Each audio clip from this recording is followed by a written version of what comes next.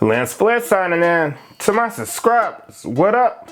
And if you're new around these parts, just stopping by to see how I do things around here, what up, what up? So we about to get into it. Brandon Marshall went to Cam Newton podcast, and we already know Cam Newton ain't gonna play with you. He go ask the good questions that we want to hear.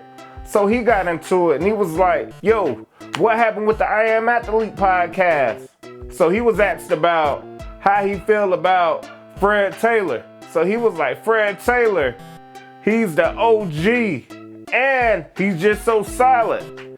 He was my neighbor for 10 years, and that's just so disappointing right there that it came down to this. So boom. Next, he was asked about Ryan Clark, and he was like,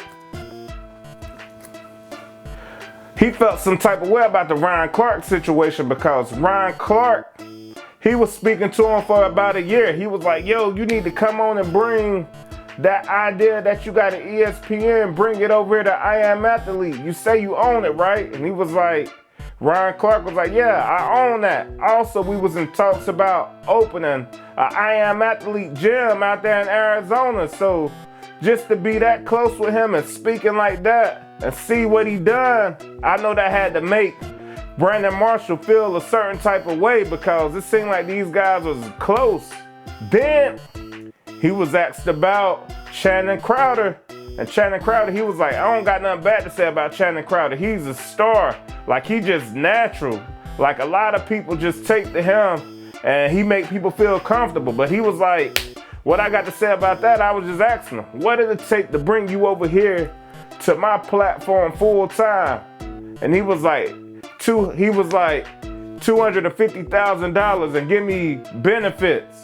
And he just was letting them know, like, yo, I know if we work, I can get you $1 million within a year. And he was just talking like that. But he was like, I want to know, I haven't been around Channing in a while. And he's very talented, but I want to know if he been working on his craft because he could be the Joe Rogan of this space because he's just so natural. Have he been practicing? Because he the type of guy, he just show up right to the set and, you know, boom, he a star. He got it going. The Pivot guys, they heard the interview that Brandon Marshall did over there with Cam Newton. And they went to their podcast and they just started talking about it. So I'm going to start things off. Fred Taylor was like, yo, Brandon Marshall, he's a coward and he's on the clout chasing tour. I was like, ooh. He was like, look at him. He talking about us and he talked about Shannon Sharp. He just, you know, trying to get some clicks. That's what made me think about it. Like when he started talking about the way he just talking about everybody.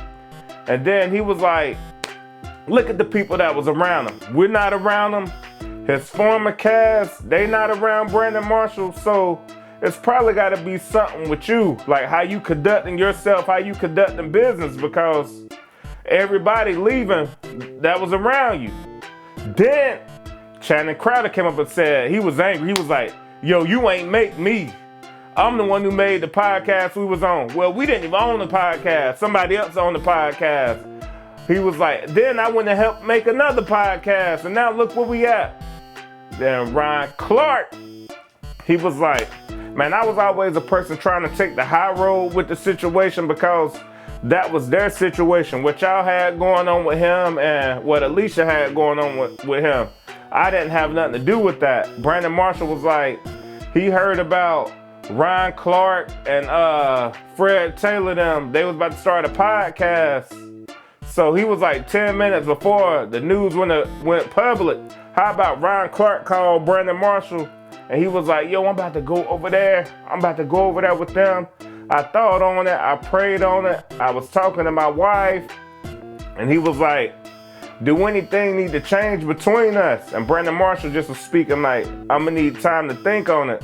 So you remember during 2020, I Am Athlete had a combine down at one of their facilities. So he was like, I was on Zoom calls. Ryan Clark was like, I was on the Zoom calls with the guys. I was training the DBs and I just was letting them know, like, man, do I need to get another DB if you don't want to deal with me? Because these guys, They my partners too, but I don't have anything to do with how y'all conducted y'all business. So he just kept going on like Brandon ain't seem like he had a problem with anything. So how about when it came time to come to the facility, the assistant came down and wouldn't let Ryan Clark in the facilities. The assistant, she said, Brandon Marshall don't want you to come in. And Ryan Clark was like, man, that was very passive aggressive because I seen B. Marsh out in public and I shook his hand and it wasn't a problem. And that just got me shaking my head like, cause a lot just went on in that stint, and just hearing both sides, I think I rock with the pivot because look at what I Am Athlete was. I rock with Shannon Crowder, I rock with B. Marsh, I rock with all these guys, but just after hearing both sides speak, I think Brandon Marshall should have looked at it more as a standpoint, keeping the original cast together, because when you look in the comments of both videos, people will be like, I miss the I Am Athlete, and I'm on the pivot. When I'm looking at the pivot stuff in the comments, you'll see people, I miss I Am Athlete. Then when you look in the other show comments, I miss I Am Athlete. So I think Brandon Marshall should have just found a way to compromise more because he was so much business. And Cam Newton said, I think you gatekeep some of the information from the people. So when you started telling them about the prices, you was like, yesterday's not today's price. Now the price way higher. Fred Taylor was like, man, we cool. He probably was looking at it like, we neighbors. We've been neighbors for 10 years. So if you need money or cash, you go let me know. So when he come to him and let him know, like, yo, to buy in the company, now was this price. And he like, nah, we could go over there and make our own thing and I can get my own cash.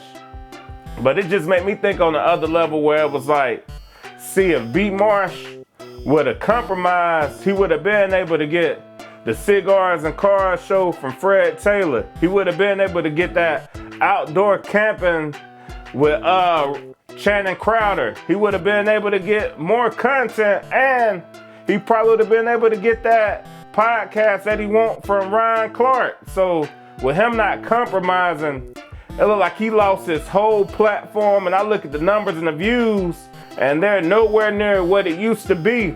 He even started changing the format of how he do things. I was watching one of the latest things he did, and they had Cheetah on there, and they was sitting down on the floor, and they was talking. And I was like, okay, he taking a different approach now, but B. Marsh said he know he go end up a good place in this podcasting world. He know what he doing, and we go get a chance to see, is he just talking?